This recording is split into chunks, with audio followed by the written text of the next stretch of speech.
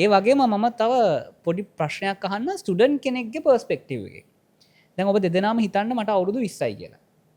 හිතමුකෝ මට අවුරුදු 20යි කියලා. අපි හිතමු අවුරුදු 20යි කියලා.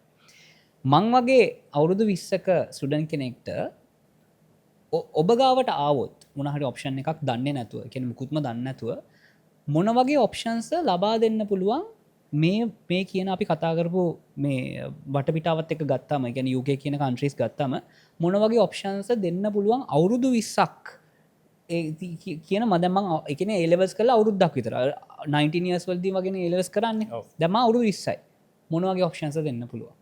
හරි එතකොට දැන් අපි ගාවට මුලින්ම ඇවිල්ලා කිව්වොත් මම after A levels එහෙම කියලා කිව්වම අපි කන්සිඩර් කරන්නේ යාගේ රිසල්ට්ස් මොනවද කියලා බලන්න. එතකොට යා සබ්ජෙක්ට්ස් මොනවද කරලා තියෙන්නේ කියලා බලන්න. එතකොට යා බැචලර් එකට මොනවගේ යාගේ මොනවගේ ප්ලෑන් එකක්ද තියෙන්නේ, මොන ප්‍රෝග්‍රෑම් එකක්ද, ඒ ඔක්කොම අපි මුලින්ම චෙක් කරනවා. ඊට පස්සේ ඒ චෙක් කරලා යාගේ රිසල්ට්ස් ඔයා හිතන්නකෝ ක්වොලිෆයිඩ් යාගේ ප්‍රෝග්‍රෑම් එකට. එතකොට අපි යාට දෙනවා ඕකේ ඔයා for an example එයා cyber security නම් interested.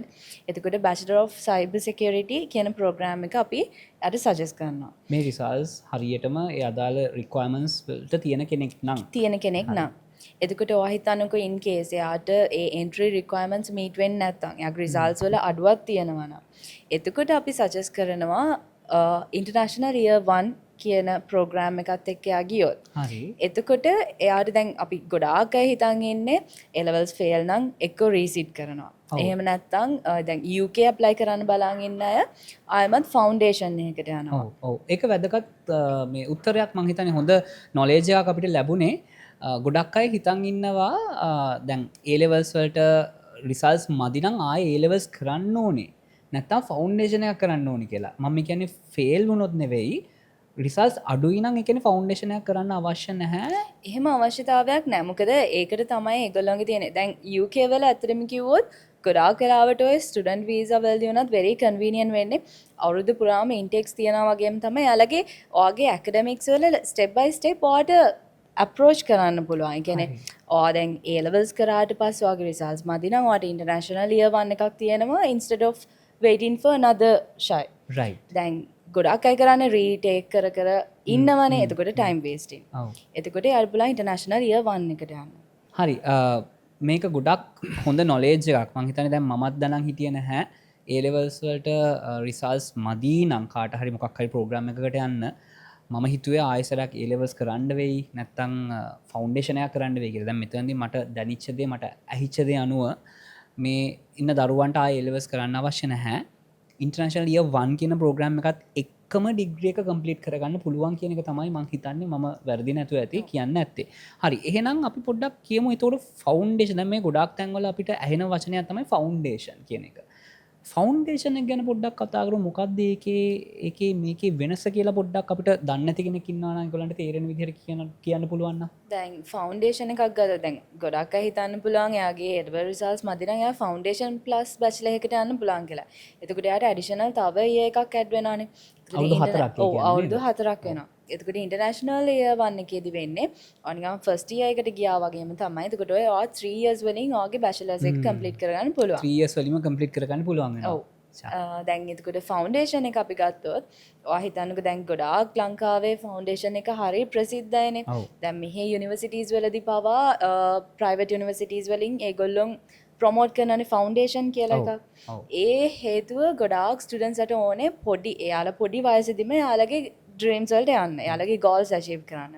එතකොට ඒකට තමයි after O level ස්ටුඩන්ට්ස්ට ඉන්ට්‍රොඩියුස් කරලා තියෙන ෆවුන්ඩේෂන් ප්‍රෝග්‍රෑම් එක.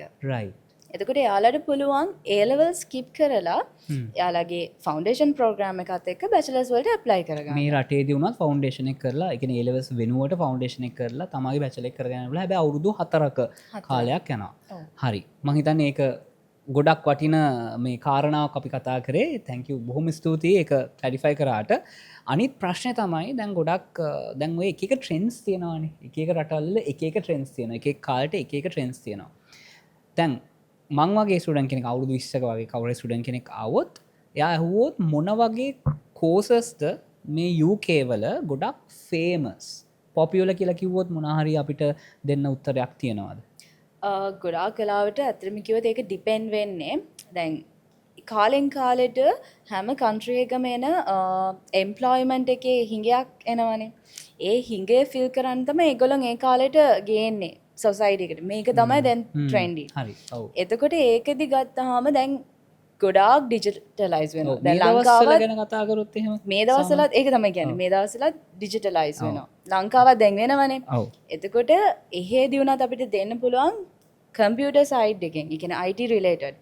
දැන් ඇත්තටම කිව්වොත් අනිත් කන්ට්‍රීස් වල තියෙන්නේ Bachelor of IT කියලා ගිහිල්ලා යාලට මේජර් සිලෙක්ට් කරගන්න පුළුවන්. හැබැයි UK වලදී යාලට ස්පෙસિෆික් මේජර් එකට යන්න තියෙනවා. ඒ විශේෂම ඩිග්‍රී එකකට මෙතන ඉඳන්ම තෝරගෙන යන්න පුළුවන් කියලා තමයි කියන්නේ නේ. එතකොට ගත්තොත් එහෙම සයිබර් සිකියුරිටි, එතකොට තව ගත්තොත් ආටිෆිෂල් ඉන්ටෙලිජන්ස්, AI. දැන් AI. එතකොට ඒක දැන් ගොඩාක් ඒවට තමයි ගොඩාක් ස්ටුඩන්ට්ස්ගේ ඉල්ලුම තියෙන UK වලත් ඔයාලට ඒකට තමයි ඔයාලගේ එම්ප්ලොයිමන්ට් බේස් එකකුත් හැදෙන්නේ. හැදිලා තියෙන්නේ. හරි. ඒ කියන්නේ මේ දවස්වල ගොඩාක් පොපියුලර් මොනවාද කියලා කවුරු හරි කාට හරි ප්‍රශ්නයක් තියෙනවා නම් මෙන්න උත්තරයක් ලැබුණා. දැන් එම්ප්ලොයිමන්ට් කියන කතාව ඇහුවට පස්සේ තව මගට ප්‍රශ්නයක් එකපාරට මගේ ඔළුවට ආවා. දැන් ස්ටුඩන්ට්ස්ලා ගියාට පස්සේ ඒ රටවල් වල පාර්ට් ටයිම් තියෙනවානේ. ඉතින් බැචලර් එකකට වගේ ගියොත් ස්ටුඩන්ට් කෙනෙක්ට පාර්ට් ටයිම් ඔපචුනිටිස් මොන වගේ තියෙනවද මේ රටවල් වල? සමහර කට්ටියට මිත්‍යා මත තියෙන්න පුළුවන් UK කන්ට්‍රීස් වල මේ වගේ රටක පාර්ට් ටයිම් ඔපචුනිටිස් නෑ බැචලර් එකකට ගියොත් කියලා. ඉතින් ඒක ගැන මොකක්ද කියන්න පුළුවන් මිස්ටර් අකිල? ඒකට උත්තරයක් සම්පත් මම දෙන්න කලින් තව චුට්ටක් හෂානි දුන්න පිළිතුරට යමක් එකතු කරත් හොඳයි කියලා මට හිතුණා සම්පත්. ඔව් ඔව් බොහොම. එතකොට හෂානි උත්තරේ හරියටම කිව්වා. නමුත් ඒක තව චුට්ටක් විග්‍රහ කරොත් අපි දැන් ලෝකේ මේ වෙද්දි අහපු ප්‍රශ්නයට කරන්ට් ට්‍රෙන්ඩ්ස් එක්ක මොන වගේ ප්‍රෝග්‍රෑම්ස් වඩාත් පොපියුලර් කියන එක ගත්තොත් එහෙම අපි කියනවා STEM programs. STEM programs. ඔයා ලෙක්චර් කෙනෙක්ට හොඳටම දන්නවා. මුළු ලෝකේ කොහේ ගියත් STEM programs වලට top priority හම්බ වෙනවා. අනිවාර්යයෙන්. right? ඒ කියන්නේ STEM program කියලා කිව්වොත් එම් අපේ මේ අද වැඩසටහන බලන දරුවන්ට මම මේ කියන්නේ science, technology, engineering, mathematics. right? එතකොට මේ programs වලට high demanding programs තමයි මේවා. මේ areas වලින් program එකක් තෝරගත්තොත් හෂානි උත්තරේ දුන්නා. ඒකට මොනවද අවශ්‍ය program කරන්න ඕනේ? cyber security, AI, computer science, engineering ගත්තොත් any major any field in engineering high demanding. එතකොට ඒ වගේ programs වලට demand එක continuously grow up වෙනවා. හැමදාම මං හිතන්නේ හැමදාම තියෙනවා. right? current trends එක්ක මං කිව්වේ. මෙතනදී තව තියෙන ගැටලුවක් තමයි මම අහලා තියෙන දෙයක් තමයි ගොඩක් අයගේ අදහසක් තියෙනවා මේ UK ගියාම බැචලර් එකකට ගියාම නැත්නම් මාස්ටර් එකකට ගියාම විශේෂයෙන්ම අපි බැචලර් එකක් ගැන මුලින්ම කතා කරමු. පාර්ට් ටයිම් වැඩ කරන්න පුළුවන්ද බැරිද කියන මතය ඒ ප්‍රශ්නේ ගොඩක් අයගේ ඔළුවේ තියෙන්න පුළුවන්. මිස්ටර් අකිල. ඉතින් එහෙම කරන්න අවස්ථාව ලබා දීලා තියෙනවද? ඒ සම්බන්ධයෙන් පොඩ්ඩක් විස්තර අපිට කියන්න පුළුවන් නම්. Yes, allowed.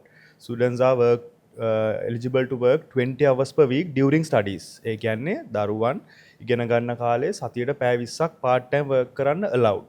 government එකෙන්. right. ඒ වගේම during vacations full time allowed to work.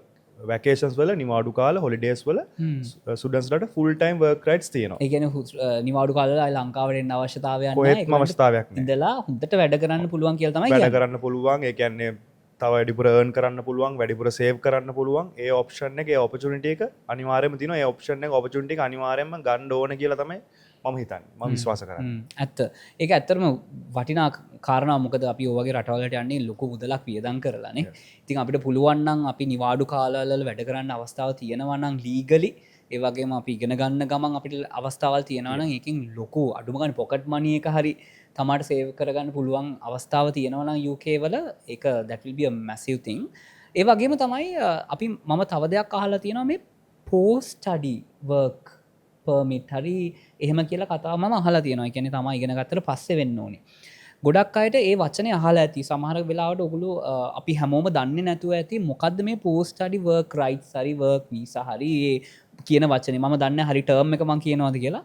ඒ සම්බන්ධයෙන් පොඩ්ඩක් විස්තර අපිට කියන්න පුළුවන් නම් බැචලර් එකක් ඉවර වුණාට පස්සේ සහ මාස්ටර්ස් වලටත් ගොඩක් අය යනවානේ. මාස්ටර්ස් වලට පස්සේ මේකේ වෙනසක් තියෙනවද? මොකද්ද මේ post study work කියලා කියන්නේ කියන එක ගැන අපි කතා කරොත්. සම්පත් ඒකේ හරියටම ටර්ම් එක ගත්තොත් අපි ඒකට කියන්නේ graduate visa කියන එක. graduate visa. ඒක තමයි ටර්ම් එක graduate visa 2 years graduate visa එකක් හම්බ වෙනවා ස්ටුඩන්ට් කෙනෙක්ට බැචලර් එක කම්ප්ලීට් කරත් මාස්ටර්ස් එක කම්ප්ලීට් කරත් 2 year graduate visa එක guaranteed. ගැරන්ටීඩ්. ඒ කියන්නේ මම මගේ ඩිග්‍රී එක කරලා ඉවරලා අවුරුදු දෙකක් මට ග්‍රැජුවේට් වීසා graduate visa එකට ඔයාලා entitled apply කරන්න. හරි. දැන් එතකොට කාට හරි හිතන්න පුළුවන් දැන් මම අවුරුදු 20ක ස්ටුඩන්ට් කෙනෙක් නෙමේ කතාව යන්නේ. ඔව්. දැන් මම මගේ long term objective එක masters උත් ඉවර කරගන්න.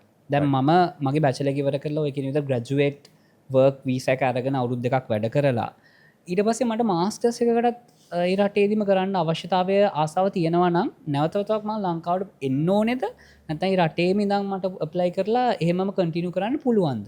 ඔව් හොඳ ප්‍රශ්නයක් ඒක සම්පත්. ඔයාට ඒ රටේම ඉඳන්ම ඔයාගේ මාස්ටර්ස් එකට apply කරන්න පුළුවන්. right. ඔයාගේ බැචලර් එක ඉවර කරලා ඔයාගේ මාස්ටර්ස් එකට ඔයාට එහෙමම ඔයා apply කරන්න කැමති නම් ඔයාගේ මාස්ටර්ස් එකට එහෙමම ඔයාට apply කරන්න පුළුවන්.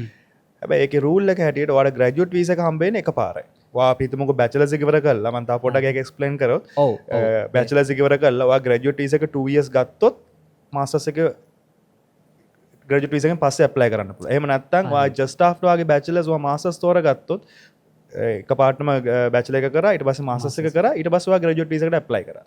right. ඔයාට ඒ option දෙකක් එතනදී තියෙනවා. මාස්ටර්ස් එකක් කරන්න plan එකක් තියෙනවා. හැබැයි එකපාරයි මට අර අවුරුදු දෙක ග්‍රැජුවේට් Graduate වීසා visa එක එක ගන්න හම්බ පුළුවන්. වෙන්නේ. ඒක මං හිතන්නේ ඉතාමත්ම වැදගත් කාරණාවක් අපි දන්නේ නැති අයට මම දැනන් හිටියෙත් නෑ. අවුරුදු දෙකකට පස්සේ දැන් මං ග්‍රැජුවේට් වීසා එක ගත්තා කියමුකෝ මේ උදාහරණයට මාස්ටර්ස් වලින් පස්සේ අවුරුදු දෙකකට පස්සේ අවුරුදු දෙකක් ග්‍රැජුවේට් වීසා එක ගත්තා කියමුකෝ ඊට පස්සේ මොනවද තියෙන ස්ටුඩන්ට්ස්ට ඔප්ෂන්ස් ඒ රටේම මට වැඩ කරන්න ආසයි කියලා ඒගොල්ලන්ට හිතනවා නම් මොනවද තියෙන ඔප්ෂන්ස්? මෙහෙමයි ග්‍රැජුවේට් වීසා එකෙන් පස්සේ ඔයාට ඇප්ලයි කරන්න පුළුවන් ස්කිල්ඩ් වර්කර් වීසා එකට. ඒක එතකොට up to 5 years ඔයාට වීසා එක හම්බ වෙනවා. ස්කිල් වර්ක් වීසා වීසා එක. up to 5 years. අපි හොඳට ඒ වචනේ දාගමු ඔළුවට. Skill work visa up to 5 years. ඔව් එතනදී අපි කිව්වොත් එහෙම මොන වගේ ජොබ්ස්ද කියන එක ඒකෙදී ඇත්තටම කිව්වොත් අපිට එහෙම ස්පෙસિෆයි කරන්නම බෑනේ. මොකද ඔයාගේ ඒ ඔයා කරන ප්‍රෝග්‍රෑම් එකේ අනුව ඔයාට ජොබ් එක හම්බ වෙන්න පුළුවන්. එහෙම නැත්නම් අපි ගත්තොත් එහෙම ග්‍රැජුවේට් වීසා එකේදී ඔයා වර්ක් කරන තැන තියෙනවනේ.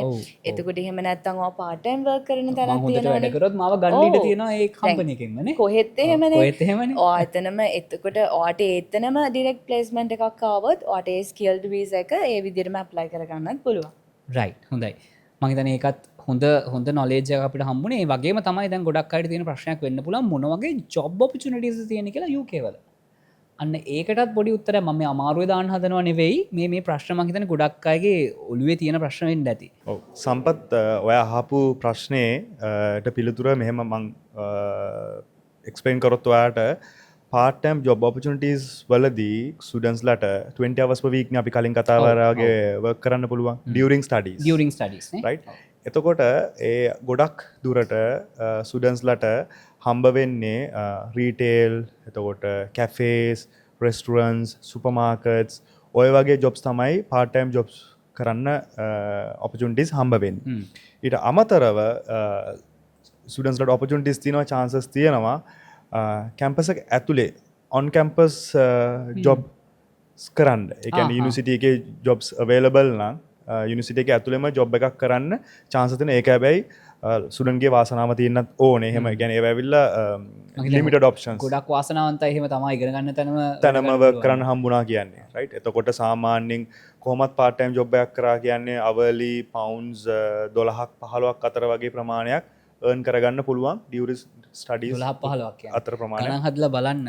මම හිතන්නේ හොඳ ගාණක් part time කරලාම පුළුවන් උපයා ගන්න නේ. ඔව්. හරි ඒක තමයි මේ part time කතාව. ඒ වගේම මම අහලා තියෙනවා දැන් ලංකාවෙත් මේ internship කියලා කතාවක් තියෙනවා. යුනිවර්සිටි ස්ටුඩන්ට්ස් වලට internships හම්බ වෙනවා. දැන් ඒ රටවල් වල මේ internship කියන කතාව තියෙනවද? මොකක්ද මේ ගැන ඔබතුමාට හරි ඔබතුමියට හරි කියන්න පුළුවන් දෙයක් තියෙනවා නම්? මෙහෙමයි සම්පත්. දැන් එහෙත් ඉන්ටර්න්ෂිප් තියෙනවා. හැබැයි වැඩේ කියන්නේ දැන් ලංකාවේ ඇතුලේ ගොඩක් අය දැන් ඒගොල්ලොන්ගේ ෆියුචර් එක ගැන හිතලා ගොඩක් අය ඩිග්‍රී එකක් සිලෙක්ට් කරද්දී බලන ඉන්ටර්න්ෂිප් එක දෙනවද කියලා. කියන්නේ යුනිවර්සිටි එකෙන් දෙනවද ඒක ප්‍රෝග්‍රෑම් එකේ ඉන්ක්ලූඩ්ද කියලා. මොකද තියෙනවනේ මතයක් ඉන්ටර්න්ෂිප් ඉන්ක්ලූඩඩ් නම් ඒ ප්‍රෝග්‍රෑම් ඩිග්‍රී එකට ඒකට වැලියු එකක් ඇඩ් වෙනවා. ඉතින් ඒ වගේම දැන් ගොඩාක් ඉන්ටර්නැෂනල් ස්ටුඩන්ට්ස් ඒක ෆෝකස් කරන්නේ නැහැ. ඔයා ස්ටඩි ඇබ්‍රෝඩ් යද්දී දැන් ගොඩාක් යුනිවර්සිටිස් වලින් ඒක ඉන්ට්‍රොඩියුස් කරලා තියෙනවා. හැබැයි ස්ටුඩන්ට්ස් ඒක ෆෝකස් කරන්නේ නැහැ. ඒ කියන්නේ ගොඩක් යුනිවර්සිටිස් වල ඉන්ටර්න්ෂිප්ස් තියෙනවා. හැබැයි ස්ටුඩන්ට්ස්ලා දන්නේ නැහැ කියන එකද කියන්නේ නැත්නම් ෆෝකස් කරන්නේ නැහැ? ඒක ෆෝකස් කරන්නේ නැහැ. ඒක මතම රඳා පවතින්නේ නැහැ කියන එකද කියන්නේ? අන්න හරි. එතකොට ඒකේ වෙන්නේ දැන් ඇත්තටම කිව්වොත් ගොඩක් අය හිතනවානේ දැන් කෝස් එකට පොඩි ගාණක් ඇඩ් වෙද්දී මේක ඇඩ් වෙනවා මම මේක කරන්න ඕනේ නැහැ කියලා මතේ තමයි ඉන්නේ මැජොරිටි. හැබැයි ඇත්තටම අර හරියට ජෙනුවින්ලි රිසර්ච් එකක් කරලා තමන්ගේ කරන බැචලර් එකට හෝ මාස්ටර්ස් ප්‍රෝග්‍රෑම් එකට වැලියු එකක් ඇඩ් කරගන්න ඕන නම් දැන් ගොඩාරියක් යුනිවර්සිටිස් වලින් ඒක ඉන්ට්‍රොඩියුස් කරලා තියෙනවා යාළගේ ප්‍රොෆෙෂනල් ඉයර් එකක්. හරි. එතකොට ඒ ප්‍රොෆෙෂනල් ඉයර් එකේ ප්ලේස්මන්ට් එකක් යාලට අරේන්ජ් කරගන්න පුළුවන්. එතනදී ඔයාට ඔය හිතන්නකෝ බැචලර් එකකට යනවා කියලා 3 years program එකක් නම් ඔයාට additional 1 year එකක් ඇඩ් වෙනවා. එතකොට completely ඒක 4 years වෙනවා. එතකොට ඒකෙදී යුනිවර්සිටි එකට ඔයාට පොඩි amount එකක් තව additional වැඩි වෙනවා. but ඒකේ තියෙන ඔයාගේ value එක තමයි ඔයාට ඔයාගේ ප්‍රෝග්‍රෑම් එක කරන ගමන්ම ඔයාගේ ප්‍රෝග්‍රෑම් එකට රිලේටඩ් ඔයාට එක්ස්පීරියන්ස් එක ගන්න පුළුවන්. එතකොට නෙට්වර්කින් හදා ගන්න පුළුවන්.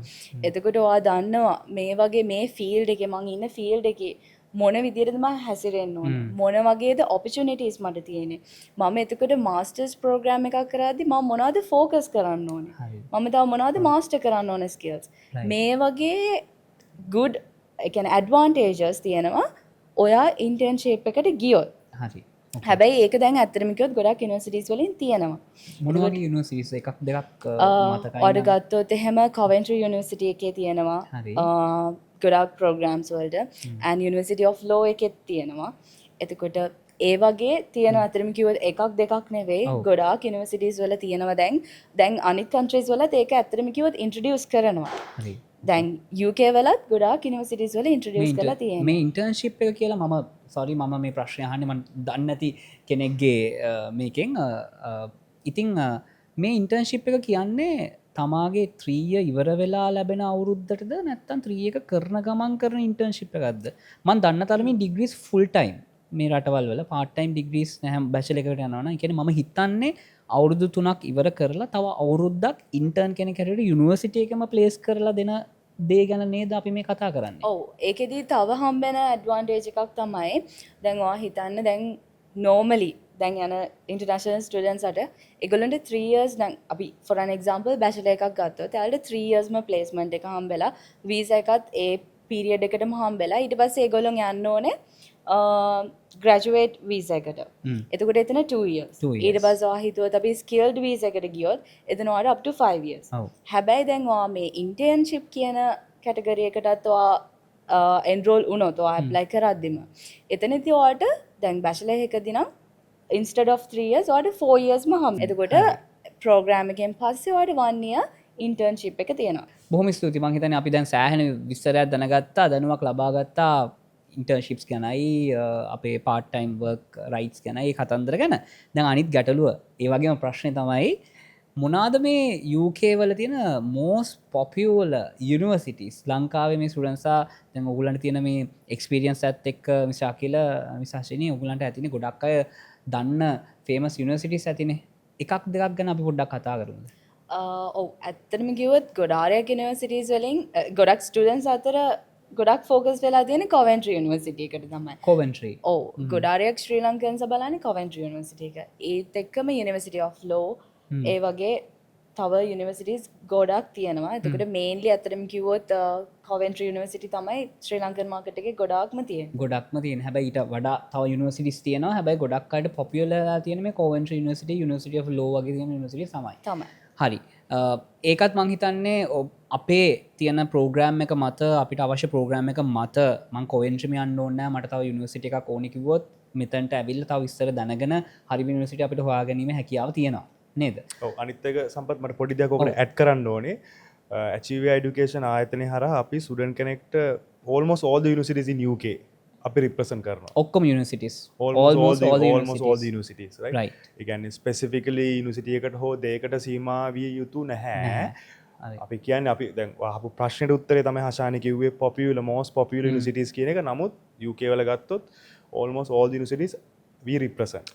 right. ඒ කියන්නේ opportunity එක students ලට ඒ option එක අපිට දෙන්න පුළුවන්. මම නොදැන හිටියත් ඒ ගැන වැඩි විස්තෘත දැනගෙන මට අවශ්‍යතාවය මගේ ඩිග්‍රියක සම්බන්ධය කියන ෆයිනන්සස් බල්ලා මට අවශ්‍ය ඒ කන්සල්ටේෂන එක ගන්න පුළුවන් කිය තමයි කියන්නේ. හරි රයි ඒකත් බොහොම ස්තුති මං හිතන්නේ අපි දැනට මේ කතා කරපු දේවල්ලින් ගොඩක් දේවල් දැනගන්න ඇති නොදැන හිටපු දේවල් ගොඩක් ඇති මත් ගොඩක් දේවල් ඉගෙන ගත්තා දැන් ඊළඟට මං හිතන්නේ දෙදෙනගෙන් කාට හරි මේකට උත්තරයක් දෙන්න පුළුවන් අනිත් ගැටලුව දැන් අපි වෙන රටකට යද්දී දැන් ලංකාව වගේ නෙවෙයි වෙන යුනිවර්සිටියකට යද්දී වෙන රටකට යද්දී ඔළුවට තියෙන අනිත් ගැටලුව තමයි එකමඩේෂන් කියන එක.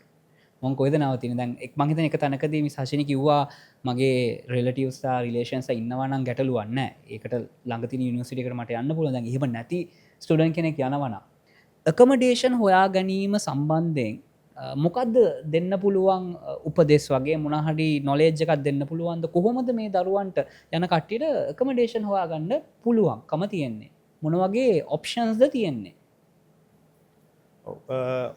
මෙම ස්ටුඩන්ට්ස් ලට ඔප්ෂන්ස් දෙකක් තියෙනවා ඕකෙදී on campus accommodation ඒ කියන්නේ කැම්පස් එක ඇතුළෙම ස්ටුඩන්ට්ස් ලට accommodations arrange කරගන්න පුළුවන් යුනිවර්සිටි එක හරහාම ඒකට අපි කියන්නේ on campus accommodation කියලා ඒ වගේම යුනිවර්සිටි එක හරහාම අපි මැදිහත් වෙලා ස්ටුඩන්ට්ස් ලට accommodations arrange කරලා දෙන්න පුළුවන් ස්ටුඩන්ට් ස්ටඩි කරන්න යන particular යුනිවර්සිටි එකේම right එහෙම නැත්නම් ස්ටුඩන්ට්ස් ලට තියෙන ඊළඟ ඔප්ෂන් එක තමයි off campus accommodations ඒ කියන්නේ යුනිවර්සිටි එකෙන් පිට accommodations හොයාගන්න එක ඒකටත් අපිට ස්ටුඩන්ට්ස් ලට උදව් කරන්න පුළුවන් accommodation එකක් හොයාගන්න ස්ටුඩන්ට් යන යුනිවර්සිටි එක මත සහ ඒවට අපෙන් කලින් ඇප්ලයි කරලා ගියපු ස්ටුඩන්ට්ස් ලා හරහා උදව්වක් අරගෙන එහා සම්බන්ධව අපිට කෝඩිනේට් කරලා දීලා ස්ටුඩන්ට් කෙනෙක්ට අවස්ථාවක් දෙන්න පුළුවන්. ඔය කොහොම වුණත් accommodations වලදී ස්ටුඩන්ට්ස් ලා UK වලට ට්‍රාන්ස්ෆර් වෙලා ටික කාලයකට පස්සේ Tamanට most comfortable accommodation එකකට ස්ටුඩන්ට්ගේ මයින්ඩ් එක ටික කාලයක් යද්දී වෙනස් වෙනවා. දැන් සම්පත් අර කිව්වාගේ අවුරුදු 20ක ස්ටුඩන්ට් කෙනෙක් නම් මේ අවස්ථාවේ ඔයාට ඒකින් යුනිවර්සිටි එකේ particular යුනිවර්සිටි එකේ ස්ටඩි කරන්න යන්න ඕන නම් අපි ඔයාට සූදානම් කරලා දෙනවා accommodation එකක්. ඔයා ට්‍රාන්ස්ෆර් UK වලට ට්‍රාන්ස්ෆර් වුණාට පස්සේ ඔයාට ටික දවසක් ගිහිල්ලා ඔය accommodation එක ඔයා ඉඳනවා මාස දෙක තුනක් වගේ ඉඳලා ඔයාට ඒක හරියටම කම්ෆර්ටබල් නැත්නම් ඔයාට ඔයාගේ ඕන accommodation එකක් හොයාගන්න. ඒතකොට ඔයා country එකට පොඩ්ඩක් හුරු වෙලා environment එකට ඔයා set වෙලා තියෙන ටික කාලයක් යද්දී. ඒතකොට ඔයාට ඒ වගේ accommodation එකක් arrange කරගන්න පුළුවන්. ඒක big deal එකක් නෙමෙයි. හැබැයි පළවෙනි පිම්ම යන්න අචිවිය ආයතනයෙන් උපකාරයක් කරනවා. right. දැන් අනිත් ගැටලුව අනිත් ප්‍රශ්නේ තමයි අපි දැන් දිගටම ප්‍රශ්න අහගෙන යනවා. සාකිල මම හිතන්නේ මේ ප්‍රශ්න නම් සෑහෙන්නේ නැති. ඒකට මම අහන්නේ කිහිපයක් ඒ කියන්නේ මෙතන ඉන්න ඔඩියන්ස් එක බලන් ඉන්න කාට හරි මේ සම්බන්ධයෙන් වැඩිපුර විස්තර දැනගන්න ඕන නම් මම දන්නවා ඔබතුමාව හරි ඔබතුමිය හරි අචිවිය ආයතනය හරි කනෙක්ට් වෙන්න පුළුවන් කියලා. තව එක දෙයක් තමයි මම ගොඩක් කට්ටියකින් අහපු ලංකාවේ මේ මාස්ටර්ස් වලට යනවානේ පෝස්ට් ග්‍රැජුවේට් ප්‍රෝග්‍රෑම්ස් වලට ගොඩක් අය UK වලට ගියේ යන්නේ මම වැරදි නම් නිවැරදි කරන්න මේ ඩිපෙන්ඩන්ස් තමාගේ පවුලේ අය මම හිතන්නේ ඩිපෙන්ඩන්ස් කිව්වමත් නිර්වචනයක් දෙන්න ඩිපෙන්ඩන්සව අරන් යන්න පුළුවන් ලේසි රටක් තමයි UK. මම දැනුවත්ව හිටපු විදිහට මගේ නොලෙජ් එක අනුව ඩිපෙන්ඩන්සව ගෙනියන්න පුළුවන් ලේසි රටක් තමයි UK. ඉතින් මම යනවා නම් හස්බන්ඩ් යනවා නම් වයිෆුයි බබාලයි එහෙම රූල්ස් ඇති අපි ගැන කතා කරමු. හැබැයි ගෙනියන්න පුළුවන් රටක් තමයි UK. මගේ ප්‍රශ්නේ මම මේ ළඟකදී මං කොහෙන් හරි ආටිකල් එකකින් හරි ඇහුවා මේ රූල්ස් මොකක් හරි චේන්ජ් වෙලා තියෙනවා කියලා UK වල ඩිපෙන්ඩන්සට යන්න බැරි කතාවක් හරි ඒගොල්ලන්ට ගියා මොන හරි රෙස්ට්‍රික්ෂන්ස් තියෙනවාද කියලා මම හරියට ඒක දන්නේ නැහැ. ඒ වගේම මං හිතනවා මේ බලන් ඉන්න ගොඩක් අයටත් මේ ගැටලුව ඇති. අපි ඒ ගැනත් පොඩ්ඩක් වැඩිපුර කතා කරමු. මොකද මේක දැවෙන ප්‍රශ්නයක්. ඇත්තටම කිව්වොත් කලින් තිබ්බේ මාස්ටර්ස් ප්‍රෝග්‍රෑම් එකට යනවා නම් ඔයාට ඔගේ ස්පවුස් වරන් යන්න පුළුවන්. ඒ කියන්නේ ඩිපෙන්ඩන්ස්ව වරන් යන්න පුළුවන්. ස්පවුස් ඕ කිඩ්ස්. හරි. එතකොට එතනදී 2024 වල ජනවරි වල 2024 ජනවරි වල ළඟකදීනේ රීසන්ට්ලි රූල් චේන්ජ් එකක් වුණා. මාස්ටර්ස් ප්‍රෝග්‍රෑම් හැම එකටම යන අයට ස්පවුස් ලව ඩිපෙන්ඩන්ස් වරන් යන්න බෑ. ස්පෙසිෆිකලි මාස්ටර්ස් බයි රිසර්ච් ප්‍රෝග්‍රෑම් එකකට යනවා නම් විතරයි ඔයගේ ඩිපෙන්ඩන්ස් වරන් යන්න පුළුවන් කියලා. හරි. දැන් අපි මේක ආයෙසලා පොඩ්ඩක් ක්ලැරිෆයි කරගමු. මාස්ටර්ස් ප්‍රෝග්‍රෑම්ස් වලට යනවා නම් හැම එකකටම නෙවෙයි මාස්ටර්ස් බයි රිසර්ච් කියලා මොන හරි ප්‍රෝග්‍රෑම් එකක් තියෙනවා නම් ඒකට යනවා නම් ඩිපෙන්ඩන්ස් එක තාමත් ගෙනියන්න පුළුවන් කියලා තමයි කියන්නේ. ඔව්. හරි. එතකොට ඒකෙත් අපි දැනට ඇත්තරම කිව්වොත් මේක ඔෆිෂියලි නැහැ මේක ඇත්තරම කිව්වොත් there is a rumor going නැවතත් UK VI එක කියන්නේ UK visa and immigration එක consider කරලා තියෙනවා මේක දැන් එච්චර ෆිල්ටර් කරපු එක කියන්නේ masters by research අයිද විතරයිද dependent අරන් යන්න පුළුවන් කියන ඒගොල්ලන්ගේ ගත්තු rule change එක ඒගොල්ලෝ reconsider කරන ගමන් ඉන්නවා hopefully ඉන්ඩස්ට්‍රි එකේ වගේම world wide ඕනම ස්ටුඩන්ට් කෙනෙක් පවා මේක expect කරනවා it will be a good feed outcome කියලා කියන්නේ positive outcome එකක් වෙයි කියලා ඒගොල්ලෝ හිතනවා but අපිට දැනට ඒක ඇත්තටම කියන්න බෑ ඒක මොන විදියට එයිද කියලා. දැන් මේක sorry මේ මට තව දෙයක් දැනගන්න ඕනේ මේ ඩිපෙන්ඩන්ස් ගෙනියන්න බැරි කතාව ලංකාවයට විතරද නැත්නම් හැම රටකටම බලපාන රූල් එකක්ද? ඒක world wide හැමෝටම තියෙන එකක්. හරි. මිස්ටර් අකිල? ඔව් සම්පත් මට ඒකට ඇඩ් කරන්න දෙයක් ඔය අහපු නිසා මම මෙහෙම උත්තරයක් එකට ඇඩ් කරන්නම්. අපි සාමාන්‍යයෙන් මාස්ටර්ස් ප්‍රෝග්‍රෑම්ස් ගත්තොත් ඔයා දන්නවා හොඳටම ලෙක්චරර් කෙනෙක් නිසා මාස්ටර්ස් ප්‍රෝග්‍රෑම්ස් අපි කොටස් දෙකකට කැටගරයිස් කරනවා. එකක් ඇවිල්ලා මාස්ටර්ස් by coursework අනිත් එක masters by research. එතකොට මේ රූල් එක ඇප්ලිකබල් වෙලා තියෙන්නේ දැනට masters by research program වලට යන අයට පමණක් dependent එකගෙන යන්න හැකියාව තියෙනවා කියලා. නමුත් මේ අවස්ථාවේ මේ වෙච්ච recent වෙච්ච visa rules වල වෙච්ච changes උත් එක්ක දැනට masters by coursework වලට යන දරුවන්ට සිසුන්ට dependentව spouse එක්කගෙන යෑමේ හැකියාවක් නැහැ. නමුත් අපි බලමු ඉදිරියේදී මොන විදිහට rules වෙනස් වෙයිද කියලා අපිට ඒක beyond our control එක අපි බලමු. hopefully හොඳ දෙයක් වුණොත් අපි හැමෝම ප්‍රාර්ථනා කරමු නැවත වතාවක් අර 2024ට කලින් තිබ්බ වාතාවරණයට එයි කියලා. එතකොට ගොඩක් අයට යන්න පුළුවන්. දැන් අනිත් ගැටලුව තමයි දැන් හිතන්නකෝ මේ මම මාස්ටර්ස් එකකට යනවා මට ඉන්නවා අවුරුදු 18ට අඩු දරුවෙක්. හරි දැන් මට ඉන්නවා අවුරුදු 18ට අඩු දරුවෙක් කියලා. දැන් හිතන්න මවක් යනවා කියලා. යන්නම අවශ්‍යයි මාස්ටර්ස් වලට. හැබැයි දැන් අවුරුදු 18ට වඩා අඩු දරුවෙක් ඉන්නවා කියන්නේ එක ලොකු රෙස්පොන්සිබිලිටි එකක්නේ. එහෙම ඉන්නවා නම් අවුරුදු 18ට වඩා අඩු කෙනෙක් මම අහලා තියෙනවා සමහරට ගෙනියන්න පුළුවන් කියනවා සමහර කට්ටිය කියනවා ගෙනියන්න බෑ කියනවා ගියොත් ඒගොල්ලන්ට এডুকেෂන් නැහැ කියනවා සමහර කට්ටිය කියනවා এডুকেෂන් ෆ්‍රී කියනවා. මේ තියෙන නොලෙජ් ගැප් එකත් අපි පොඩ්ඩක් මෙතනදී ෆිල් කරමුද? ඔව් සම්පත්. එතකොට ඇත්තටම කිව්වොත් under 18 students අව කියන්නේ බබාලව අරන් යන්න පුළුවන්. හැබැයි එතකොට එතනදී තියෙන benefit එක තමයි යාලට free education හම්බ වෙනවා. ඒ colleges වලින් යාලට free education හම්බ වෙනවා. හැබැයි again යාලගේ age එකත් එක්ක කියන්නේ හිතන්නකෝ 18 වෙන්න reason මනම් එතන consideration එකක් තියෙන්න පුළුවන්. but mostly ඒගොල්ලන් consider කරන්නේ under 18 බබාලව අරන් යන්න පුළුවන්. ඒ වගේම යාලට ෆ්‍රී එඩියුකේෂන් ලැබෙනවා UK වල. මම හිතන්නේ මේක හොඳ අම්මලට තාත්තලට ඇත්තටම මේක හොඳ කාරණාවක්. තමාට ඉන්නවනේ අවුරුදු 18ට වඩා අඩු දරුවෙක් ගෙනියන්න පුළුවන්. ඒගොල්ලන්ට ෆ්‍රී එඩියුකේෂන් උත් හම්බ වෙනවා කියලා තමයි කියන්නේ.